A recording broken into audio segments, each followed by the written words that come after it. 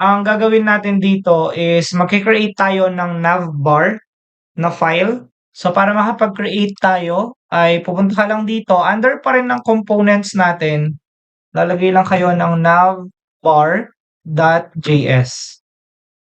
Yan. So after nyan, syempre gagawa ka rin ng navbar.css. Yan. So dalawang new file yung i-create natin. So mag-start tayo dito sa JS natin. So ang gagawin muna natin is magkakaroon muna tayo ng import, tapos dot slash, then sasabihin lang natin navbar, then dot css. Yan. Then after nyan, saset lang natin yung semicolon. So ang gagawin lang natin, kinoconnect lang natin yung JS natin dito sa navbar.css natin. So yun lang naman yun.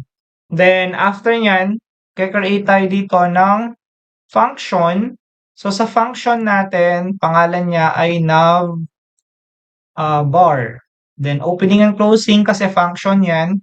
Then yung curly braces natin. Then we will set yung return natin para sa mismong web page natin. Then isa-set lang natin yung semicolon natin dito. Then after yan, pwede na tayo maglagay ng syntax sa mismong return natin.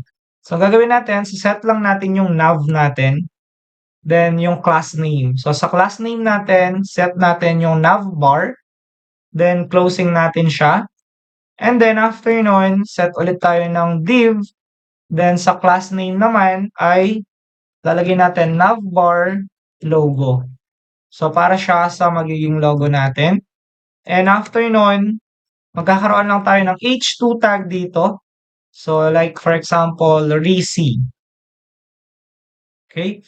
Then after nyan, ang gagawin natin next, closing.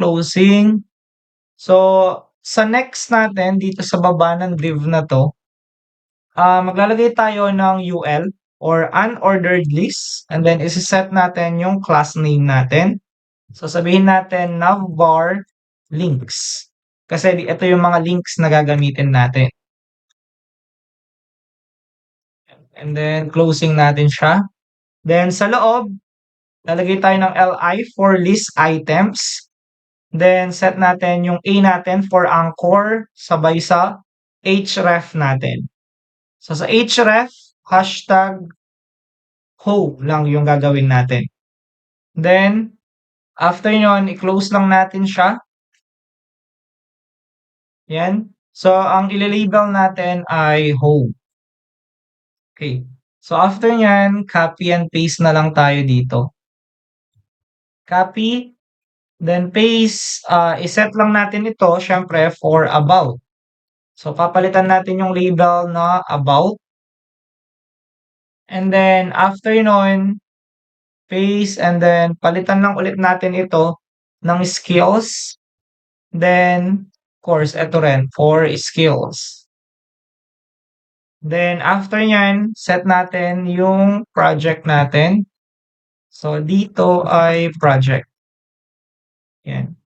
Then after nyan, set natin contact. Then contact. Yan. So eto na ngayon yung mga navigation links na meron tayo.